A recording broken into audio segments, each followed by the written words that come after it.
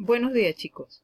Hoy vamos a comenzar el tema de fotosíntesis e iniciamos nuestro tema hablando de los principios generales de la fotosíntesis. El objetivo de este tema es explorar las reacciones luminosas y la bioquímica de la fotosíntesis desde su vertiente energética hasta su integración en el ambiente. ¿Cuáles serían las metas que debemos lograr con este tema? Al final del tema, pues entonces ustedes deben conocer la definición de la fotosíntesis, las etapas en las que se divide, es decir, las reacciones de luz y oscuridad, las rutas alternas de fijación de CO2 y la clasificación de las plantas de acuerdo a estas rutas. El contenido de este tema, entonces, estos son pues vamos a desarrollar varios puntos, como es la definición de la fotosíntesis, qué es el cloroplasto, cuáles son los pigmentos asociados al proceso fotosintético, vamos a hablar un poco del espectro electromagnético, luego ya hablamos de las etapas de la fotosíntesis que son las reacciones de luz y oscuridad, luego vamos a tocar el proceso de fotorrespiración y por último vamos a hablar de las rutas alternas de fijación de CO2. A ver, muchachos, ¿qué les dice a ustedes la palabra fotosíntesis? A ver, fotosíntesis, la palabra fotosíntesis está compuesta pues de dos palabras. La primera, foto, ¿sí?, que significa luz o fotón, y la palabra síntesis, que significa composición, componer, construir o formar. Entonces fotosíntesis, ¿qué creen ustedes que significa? Síntesis de la luz. ¿Ustedes recuerdan la ecuación de la fotosíntesis que vieron en bachillerato? Bueno, vamos a recordarla entonces. Tenemos ¿qué les dice a ustedes esta ecuación? ¿Cuáles son los sustratos? Los sustratos serían entonces que necesitamos CO2, 6 moléculas de CO2, 6 moléculas de agua para obtener una molécula de azúcar y 6 moléculas de oxígeno. Pero ¿ustedes creen que aquí falta algo si estamos hablando de fotosíntesis? A ver, observen la imagen siguiente. A ver, ¿qué opinan ustedes de esto? ¿La observaron? ¿Qué ven ustedes allí? Ajá, en función de eso, ¿qué creen ustedes que le podemos agregar a la ecuación anterior? Luz, ciertamente. Entonces, necesitamos 6 moléculas de CO2, 6 moléculas de agua en presencia de luz para obtener una molécula de glucosa o azúcar y 6 moléculas de oxígeno. Bien, entonces así nos queda la ecuación de la fotosíntesis. Ajá, ahora vamos a recordar de la clase de botánica, ¿dónde se llevaría a cabo el proceso fotosintético? Entonces, haciendo un repaso de lo que ya describimos con la ecuación y con la palabra fotosíntesis, entonces necesitamos ¿qué cosa? Dióxido de carbono o CO2 que viene del ambiente. Necesitamos agua que proviene ¿de dónde? De el suelo y que ingresa a través de las raíces para producir oxígeno. Esto de manera general. Pero si vemos el gráfico o el dibujo que tenemos a la derecha, ¿qué necesitamos? Agua, que proviene entonces de las raíces, necesitamos el dióxido de carbono, el anhídrido carbónico o el CO2 que proviene de la atmósfera, necesitamos el sol, la luz solar, para producir glucosa y oxígeno. ¿Y esto se da dónde? En las hojas, ¿correcto? Y dentro de las hojas hay unas estructuras especializadas entonces en las que se lleva a cabo el proceso de fotosíntesis.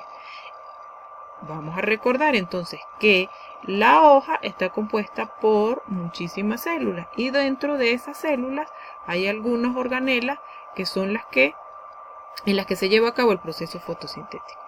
¿Ustedes recuerdan cuál es la estructura de la célula? Bueno, vamos a recordarla.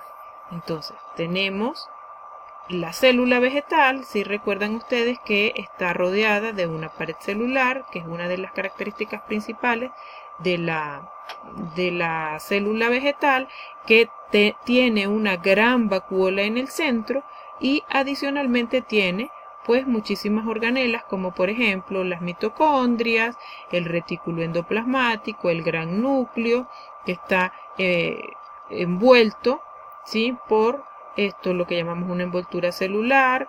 Tenemos una membrana plasmática que separa a la célula del entorno y que está continua después, de afuera hacia adentro, continua la pared celular.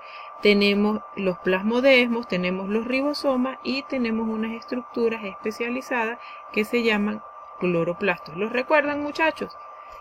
Por supuesto que los deben recordar.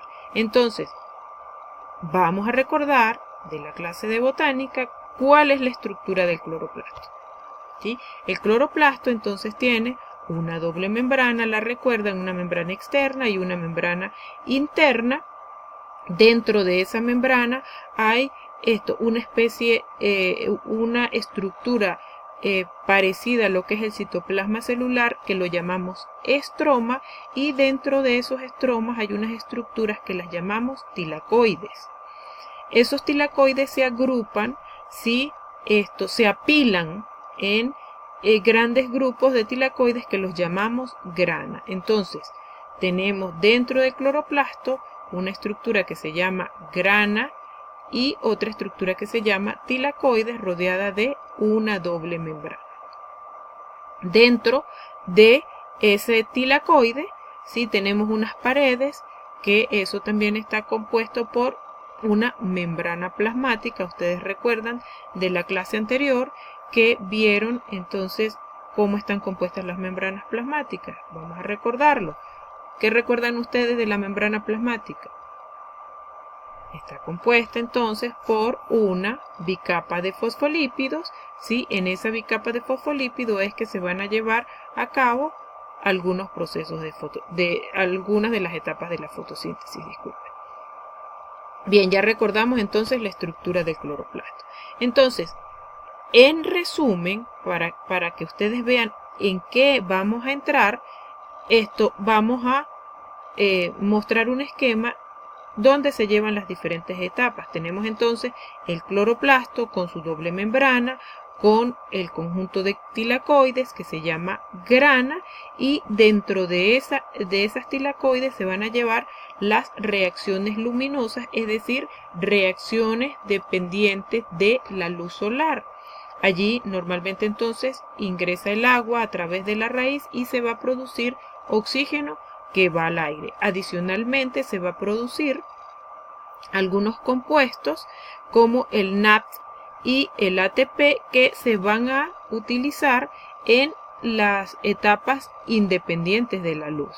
Entonces, tenemos las tilacoides, tenemos transformación de energía solar en energía química. Esta energía química entonces el NAP y el ATP, que se va a utilizar en la segunda etapa o etapas de la oscuridad, que se va a dar en el estroma del cloroplasto. Allí se va a llevar a cabo el ciclo de Calvin y allí es donde se incorpora el CO2 que proviene del aire para producirme azúcares, ¿sí?, que se utiliza entonces para la fabricación de otras moléculas.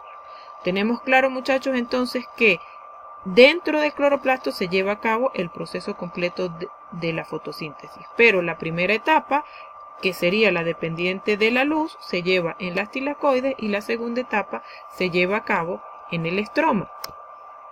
Entonces, el proceso que se da en los cloroplastos, ¿sí?, se divide en dos etapas. La primera etapa, requiere de luz para producir energía química en forma de NAP y ATP, y la segunda etapa se da en el estroma del cloroplasto, donde se incorpora el CO2 para producir las azúcares.